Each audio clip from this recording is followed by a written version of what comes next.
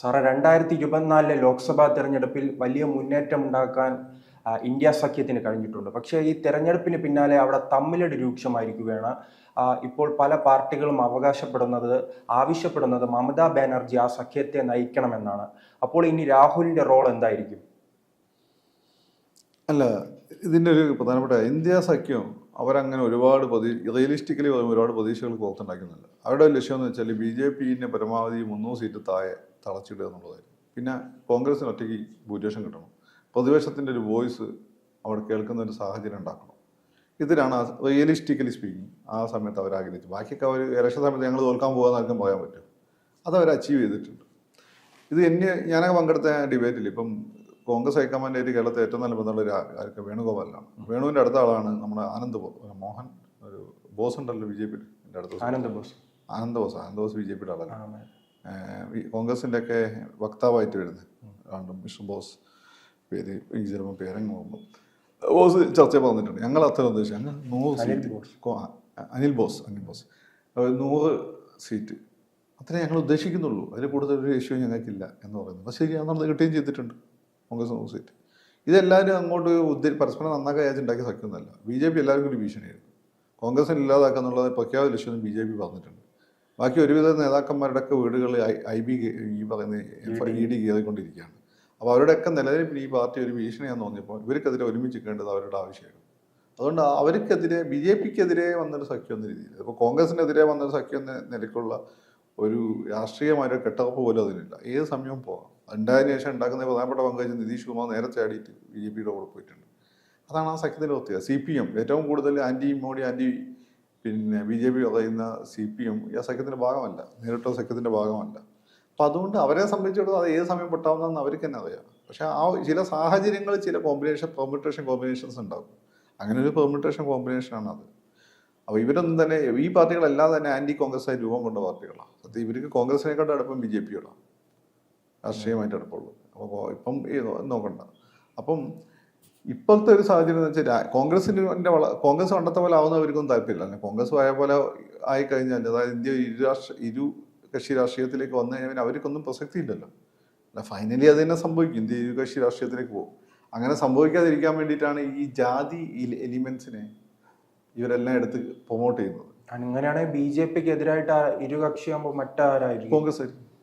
ഇന്ന സാഹചര്യത്തിൽ കോൺഗ്രസേ ഉള്ളൂ. കാരണം വേറൊരു പാർട്ടി എമേർജ് ചെയ്ത് വരുന്നത് നമ്മൾ കാണുന്നില്ല. അല്ലെങ്കിൽ മുല്ലപ്പൂ വിപ്ലവമൊക്കെ പോലെ എമേർജ് ചെയ്ത് വരുന്ന. പക്ഷെ നാം പല തെരഞ്ഞെടുപ്പുകളിലും കണ്ടിട്ടുണ്ട് ആ കോൺഗ്രസ് താഴോട്ട് പോകുന്നു, മുകളിലോട്ട് വരുന്നുണ്ടല്ലോ, ബൗൺസ് ബാക്ക് ചെയ്യുന്നുണ്ടല്ലോ. ഒരു ഓൾട്ടർനേറ്റീവ് എന്ന രീതിയിൽ ഇപ്പോഴും കോൺഗ്രസ് മാത്രമേ ഉള്ളൂ. ഗ്രാമാന്തരങ്ങളിൽ BJP-ക്കെതിരെ ഒരു ഓൾട്ടർനേറ്റീവ് എന്ന രീതിയിൽ ഇന്ത്യയിൽ ഇപ്പോഴും കോൺഗ്രസ് മാത്രമേ ഉള്ളൂ. അപ്പം അങ്ങനെ വരുമ്പോൾ ഈ രാഷ്ട്രീയ പാർട്ടികളുടെ പ്രസക്തി എന്താണ്? BJP-ക്കെതിരെ ഓൾട്ടർനേറ്റീവാണ് വേണ്ടതെങ്കിൽ അത് പ്രസക്തി ഉറപ്പുവരുത്താൻ വേണ്ടിയാണ് ജാതി കാർഡ് കളിക്കുന്നത്. അതിനെ കടത്തി വെട്ടാൻ വേണ്ടി കോൺഗ്രസ് ഇതേ ജാതി കാർഡ് കളിക്കുന്നത്, BJP ഇതേ ജാതി കാർഡ് കളിക്കുന്നത്.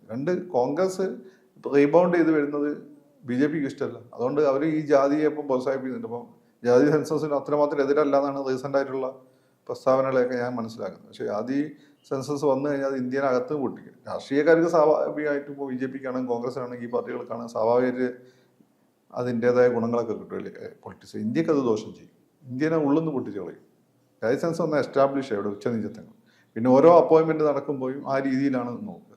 ആ രീതിയിലായി നോക്കുമ്പോൾ അസംതൃപ്തി കൊടുക്കും. പുതിയ യുവാക്കളുടെ അസംതൃപ്തി കൊടുക്കും. പുതിയ യുവാക്കൾ ഈ അഗ്നിവീർ കഴിഞ്ഞിട്ട് 3 വർഷം കഴിഞ്ഞിട്ട് ഈ മിലിറ്ററി പരീക്ഷണം A ഗ്രേഡ് മിലിറ്ററി പരിശീലനം കിട്ടി വരുന്ന പിള്ളേരാണ്. നമ്മളെപ്പോലെ നല്ല. ഇപ്പോൾ നമ്മൾ തോക്ക് കിട്ടിയാൽ അതെങ്ങനെ ഉപയോഗിക്കണം, പിസ്റ്റൾ കിട്ടി എങ്ങനെ ഉപയോഗിക്കണമെന്ന് മനസ്സിലാക്കണം. നമ്മൾ സുരേഷ് ഗോപിനെ മനസ്സിൽ വിചാരിക്കണം. എന്നിട്ട് ഇത് വലിച്ചിട്ട് വേണം ഷൂട്ട് ചെയ്യാൻ. ഈ പയ്യന്മാർ അത് പഠിച്ചു വന്ന പയ്യന്മാരാണ്, പരിശീലിച്ച് വന്ന പയ്യന്മാരാണ്. അവരെ സംബന്ധിച്ച് അവർ തരില്ല. അവർ തെലുങ്ക് സായുധ വിപ്ലവത്തിലേക്ക് പോകും. അമേരിക്കയ്ക്ക് ഇഷ്ടം പോലെ ആയുധങ്ങൾ കൊടുക്കും, നോർത്ത് ഈസ്റ്റും ആ പ്രദേശത്തൊക്കെ. ഇതിനുള്ള അവസ്ഥ ആലോചിച്ചു. അപ്പോൾ അങ്ങനെ എനിക്ക് BJP ഇതിനെ സപ്പോർട്ട് ചെയ്യുന്നു. BJP-ൻ്റെ നിലനിൽപ്പിന് ദോഷം കൊണ്ടായിരിക്കാം BJP ഇതിനെ സപ്പോർട്ട് ചെയ്യുന്നുണ്ടപ്പോൾ എനിക്കത് യോജിച്ചിട്ടൊന്നുമില്ല. കാരണം ജാതി സെൻസസ് വന്നാൽ ഇന്ത്യ ഇല്ലാതെ പിന്നെ ഇന്ത്യ അല്ലാതെ നിങ്ങൾക്ക് പ്രശ്നമില്ലെന്ന് ചിന്തിക്കുന്ന ആളുകളാണ് നിങ്ങളെങ്കിലും. എനിക്ക് പ്രശ്നമൊന്നുമില്ല. അത് എനിക്ക് ഈ പ്രശ്നമാണ്. എനിക്ക് ഇന്ത്യയിലെ പ്രശ്നമാണ്. എനിക്ക് സ്വസ്ഥമായി ജീവിക്കാൻ പറ്റുന്ന എൻ്റെ സംസ്കാരവും എൻ്റെ സാമൂഹ്യ ജീവിതവും എൻ്റെ മതപരമായ ജീവിതവും എല്ലാം രൂപം കൊണ്ടുവന്ന് ഈ രാജ്യത്താണ്. വേറൊരു രാജ്യത്ത് ഞാൻ ചിലപ്പോൾ ഇതിനെക്കാട്ടും സമ്പന്നനായിരിക്കും. പക്ഷേ എനിക്ക് ഇവിടത്തെ വായു കിട്ടുന്ന ഒരു കംഫർട്ട് കിട്ടില്ല. നമ്മൾ ബേസിക്കലി എന്തുകൊണ്ട് നമ്മൾ രാജ്യസ്നേഹിയായെന്ന് ചോദിച്ചാൽ പല ചോദ്യങ്ങളുണ്ടല്ലോ. നിങ്ങളൊരു പ്രത്യേക സ്ഥലത്ത് ജനിക്കുന്നു. ആ ജനിക്കുന്ന സാഹചര്യം അത് നിങ്ങളെ എന്താണ് മൊത്തം ചിന്തയും ബോധത്തെയും അബോധത്തെയൊക്കെ സ്വാധീനിക്കും. വേറെ എവിടെയും നിങ്ങൾ ഇത്ര കംഫർട്ടബിൾ ആയിരിക്കും. ഇതിൽ നിങ്ങൾ ഫിനാൻഷ്യലിയൊക്കെ സ്റ്റേബിൾ ആയിരിക്കും, എങ്കിൽ പോലും കംഫർട്ടബിൾ ആയിരിക്കും. അതുകൊണ്ടാണ് നമ്മൾ ആളുകളൊക്കെ തിരിച്ചു വരാത്ത ചുരുക്കം ചില ആളുകളെ ഉള്ളൂ.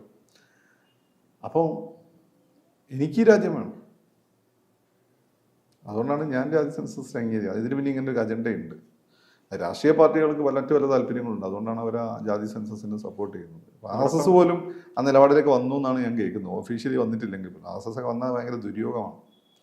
അല്ല, RSS ഇതിന് നിൽക്കണം എന്നുള്ളതല്ല, അത് വന്നിട്ട് RSSനെ പോകാൻ വീക്കം ചെയ്യുന്നു. പക്ഷെ RSS ഇത്രയും ശക്തിപ്പെട്ട ഇതൊന്നും അഡ്രസ്സ് ചെയ്യാതെ തന്നെയാണ്. അത് RSS മനസ്സിലാക്കണം. ഈ കാലത്തിനനുസരിച്ച് ചിലതൊന്നും മാറ്റാൻ പറ്റില്ല നമുക്ക്.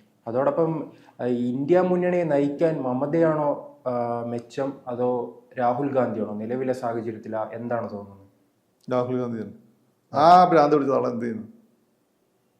രാഹുൽ ഗാന്ധി കുറച്ചുകൂടി സോബറാണ്, ഇന്റർനാഷണൽ കണക്ഷൻസ് ഉണ്ട്, നന്നായി സംസാരിക്കാനാണ്. ഇപ്പം അയാൾ ഇവോൾവ് ചെയ്ത് വന്നിട്ടുണ്ട്. അത് നിങ്ങൾ പറയുമ്പോൾ ഒരുപാട് മണ്ടണം എന്നല്ല അയാൾ ആയിരുന്നു. കാരണം അത് രാഹുൽ ഗാന്ധിനൊക്കെ പോലെ തന്നെ ഞാനൊക്കെ, കാരണം ഞാനും പാപ്പാക്ക് ഒരുപാട് ശത്രുക്കളൊക്കെ നാട്ടിലുള്ളതുകൊണ്ട് എന്നെ ഇതുപോലൊക്കെ തന്നെ വളർത്തിയ ഒരാളാണ്. അത് കമ്പനിക്കൊന്നും വിടാതെ അതുകൊണ്ട് എനിക്കത് അറിയാം. നമ്മളന്നേ പഠിക്കുകയൊക്കെ ചെയ്യുമെങ്കിൽ പോലും നമുക്ക് ഈ പറഞ്ഞ എൻ്റെ വാപ്പനെ പോലെ പറയും വിവേകം കുറവാണ്. കാരണം ചിലപ്പോൾ നമ്മൾ ആളുകളോട് എങ്ങനെ പെരുമാറണമെന്ന് പിന്നെയാണ് ഞാനൊക്കെ പഠിച്ചത്.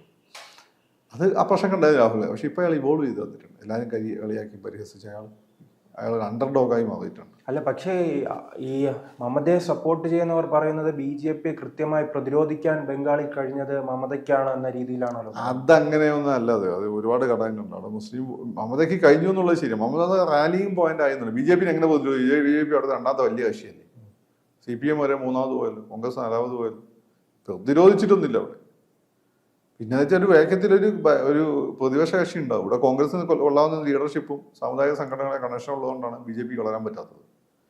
അവിടെ അതില്ലായിരുന്നു കോൺഗ്രസിന് കുറച്ച് കാലം. കോൺഗ്രസ് നേതാവാണ് മമതാ ബാനർജി. അതുപോലെ മുരളീധരനെ പണ്ട് മുരളീധരൻ ആ ഒരു DIC ഉണ്ടാക്കി രക്ഷപ്പെട്ടിരുന്ന ഇവിടെ കോൺഗ്രസ് ഉണ്ടാവില്ലായിരുന്നു. ഇവിടെ തൃണമൂലായിട്ട് മുരളീധരൻ ഉണ്ടാവുകയായിരുന്നു.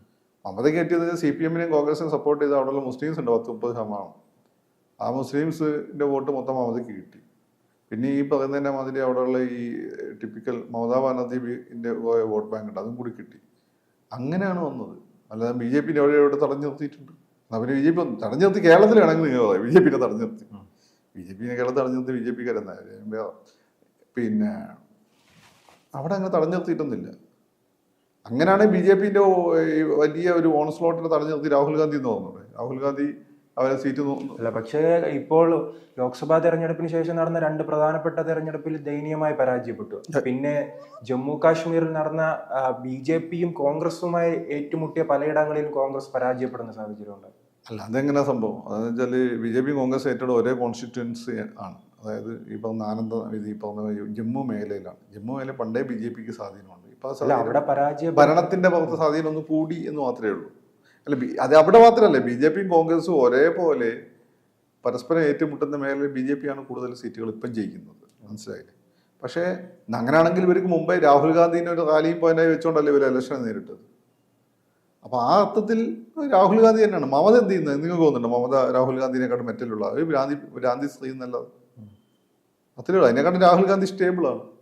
അവരൊക്കെ പിടിച്ചിട്ട് ഇന്ത്യ പ്രധാനമന്ത്രി ബംഗാളി പണ്ട് ഈ തമിഴ്നാട്ടുകാർ പല മന്ത്രിസഭ വരുന്ന സമയത്ത് പിന്നെ അണ്ണന്മാർ സകല അഴിമതി നടത്തി മൊത്തം വെൽത്ത് കുത്തിവാരി എടുത്തുകൊണ്ട് പോയതുപോലെ ആ തളയാൻ ആളുകൾ വന്ന് മൊത്തം വെൽത്ത് കുത്തിവാരി എടുത്തുകൊണ്ട് പോകുന്നു. അതിൽ നല്ലത് രാഹുൽ ഗാന്ധിയാണ്. ഇങ്ങനെ രാഹുൽ ഗാന്ധിനോട് ഇങ്ങനെ വിരോധം കാണിക്കേണ്ട ആവശ്യമില്ല. മമത ഇതിലും വലിയ അപകടമാണ്. രാഹുൽ ഗാന്ധിനെ സോഹോസുമായിട്ട് ബന്ധമൊന്നുമല്ല അതിന്. ഈ മമതനെ വേണമെങ്കിൽ സോഹോസിൻ്റെ അപ്പൂപ്പനെ വിലക്കെടുക്കാൻ പറ്റും. പിന്നല്ല സോഹോസ് അത്രയുള്ള ഇതിലെ കാര്യമോ അല്ല. അതുകൊണ്ട് ഈ കൂട്ടത്തിൽ രാഹുൽ ഗാന്ധി തന്നെയാണ് ഉപയോഗം. പിന്നെ BJP-ക്ക് രാഹുൽ ഗാന്ധി തന്നെ ആവുന്നതായിരിക്കും നല്ലത്. പിന്നെ മിനിമം അയാൾക്ക് നെഹ്റു കുടുംബത്തിൽ വന്നുകൊണ്ട് കുറച്ചെങ്കിലും ദേശീയത ഇവർക്ക് ബംഗ്ലാദേശ് താല്പര്യമാണ്. അവിടെ സ്വന്തം ഒരു ബംഗാൾ രാജ്യം ഉണ്ടാക്കണമെന്ന് വിചാരിക്കുന്ന ആളുകളാണ് ഈ മമതാ ബാനർജി ഉൾപ്പെടെയുള്ള ആളുകൾ. അത് നിങ്ങൾക്ക് അറിഞ്ഞൂടാത്തതുകൊണ്ട്. അപ്പോൾ ഈ ചർച്ച എങ്ങനെയായിരിക്കും അവസാനിക്കുന്നത്? ഇപ്പോൾ ഉയർന്നു വന്ന ഒരു വിവാദമുണ്ടല്ലോ, മമത ടു രാഹുൽ. അതിങ്ങനെ അടുത്ത ഇലക്ഷൻ വരെ പോകും. അടുത്ത ഇലക്ഷന് കോൺഗ്രസ് തിരിച്ചു വന്നാൽ പിന്നെ ഈ പറയുന്ന ഏതെങ്കിലും നിയമസഭാ ഇലക്ഷനൊക്കെ കുഴപ്പമില്ലാതെ പെർഫോമൻസ് കാഴ്ച വെച്ചാൽ തിരിച്ച് രാഹുൽ ഗാന്ധിയിലേക്ക് വരും. അത്രേ ഉള്ളൂ.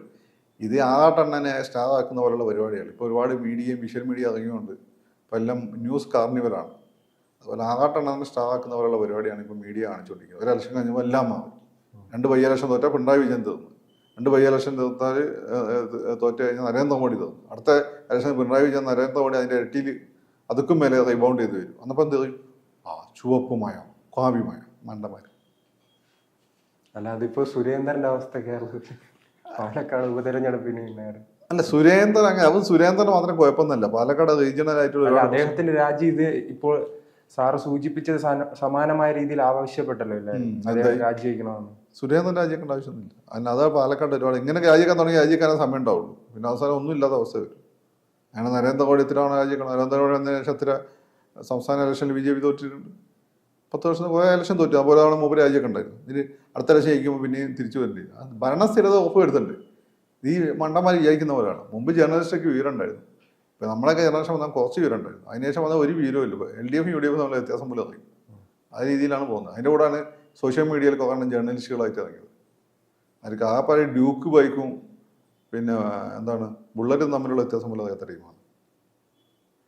അതോടൊപ്പം തന്നെ ഈ പല തെരഞ്ഞെടുപ്പുകളിലും ഇപ്പോൾ പരാജയപ്പെട്ടതിന് പിന്നാലെ ഇപ്പോൾ NCP അതോടൊപ്പം തന്നെ ശിവസേന, ഡി രാജ, CPI ഉൾപ്പെടെയുള്ളവർ പറയുന്നു ഈ ലോക്സഭാ തെരഞ്ഞെടുപ്പിന് ശേഷം തങ്ങളെയൊന്നും കോൺഗ്രസ് വലിയ രീതിയിൽ പരിഗണിക്കുന്നില്ല എന്നൊരു വിമർശനമുണ്ടല്ലോ. അതെല്ലാമായിരിക്കും ഈ പ്രശ്നത്തിനുള്ള പ്രധാനപ്പെട്ട കാരണം. അത് ഇവരെല്ലാ കാലത്തും ഇവരെ പരിഗണിക്കുക. എല്ലാ ദിവസവും അവർക്ക് ബിരിയാണി മേടിച്ചു കൊടുക്കാൻ പറ്റുമോ? ജനപത്തിൽ വിളിച്ചുകൊണ്ട് അതൊക്കെ ഇന്ന് ആളുകൾ പറഞ്ഞുകൊണ്ടിരിക്കുന്നു. അതിലേ കാര്യമൊന്നുമില്ല. കോൺഗ്രസ് പരിഗണിക്കേണ്ടത് കോൺഗ്രസ് പരിഗണിക്കുന്നുണ്ട്. അത് അമ്മ ഒരു കാരണം കണ്ടെത്തുകയാണ്. മാത്രമല്ല മോഡിനോട് ഞങ്ങൾ അത്രയൊന്നും ഹാപ്പി അല്ലട്ടോ എന്ന് മെസ്സേജും കൊടുക്കണം. കാരണം എൻ്റെയൊക്കെ വീട്ടിൽ കുറേ കുറേ അത്യാവശ്യം കാശുകളൊക്കെ ഒളിപ്പിച്ച് വെച്ചിട്ടുണ്ട്. അപ്പോൾ മോഡി ഇതൊക്കെ ശ്രദ്ധിക്കല്ലോ. മോഡി മാണി സാറിനെ കൊണ്ട് വന്നതിൻ്റെ എവിടെ എന്ത് വന്നാലും മോഡീൻ്റെ ചെവിയിലെത്തിക്കുള്ളൂ. അപ്പോൾ മോഡി കേട്ടോട്ടെ എന്ന് ചോദിച്ചാൽ കോൺഗ്രസ് തിരിച്ചു വരുമെന്ന് പറയുമ്പോൾ ഇനിയുള്ള തെരഞ്ഞെടുപ്പുകൾ ബീഹാറും ഡൽഹിയുമാണ്. അവിടെ എന്താണ് പ്രതീക്ഷ? പിന്നീട് വരുന്ന കേരളവും ബീഹാർ അല്ല, അത് രണ്ടും NDA തന്നെ ഉണ്ടോ? അല്ല NDA ഉണ്ടോ?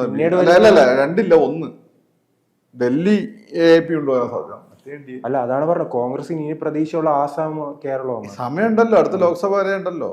അസാമും കേരളം. പിന്നെ ആസാമും കേരളം ഇപ്പം വരെയായിട്ട് പ്രതീക്ഷിക്കൊന്നും വേണ്ട. പക്ഷെ എങ്കിൽ പോലും എവിടെയെങ്കിലൊക്കെ അവർ റീബൗണ്ട് ചെയ്ത് വരും. ഇതിലും വലിയ തോൽവി ഇനിയാണ്. കോൺഗ്രസിന്റെ ഏറ്റവും ഹ്യൂമിലിയേറ്റിംഗ് തോൽവി പഞ്ചാബിലായിരുന്നു.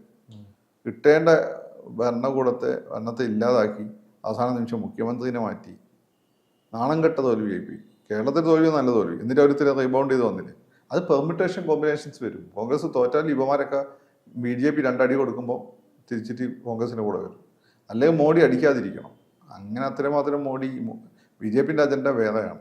അങ്ങനെ എല്ലായിടത്തും ശക്തമാണ്. ഈ പ്രാദേശിക പാർട്ടികളെ കൂടി ഇല്ലാതാക്കി കളയണം. അല്ലെങ്കിൽ അവരെ മേലെ ശാക്തീകരണം ചെലുത്തണം. സ്വാഭാവികം ED-നെയൊക്കെ തുറന്നു വിടേണ്ടി വരും. അപ്പോൾ സ്വാഭാവികം ഇവരെ മേക്കൊള്ളും ഒരു കോൺഗ്രസിലേക്ക് വരും. അല്ലെങ്കിൽ കോൺഗ്രസിനുള്ള സ്നേഹം കൊണ്ടാണ് അവർ കഴിഞ്ഞോടെ വന്നത്, അല്ലല്ലോ. കൂടുതൽ വാർത്തകളും വിശേഷങ്ങളും നിങ്ങളിലേക്ക് എത്താൻ ABC മലയാളം സബ്സ്ക്രൈബ് ചെയ്യുക, ബെൽ ബട്ടണും അമർത്തുക.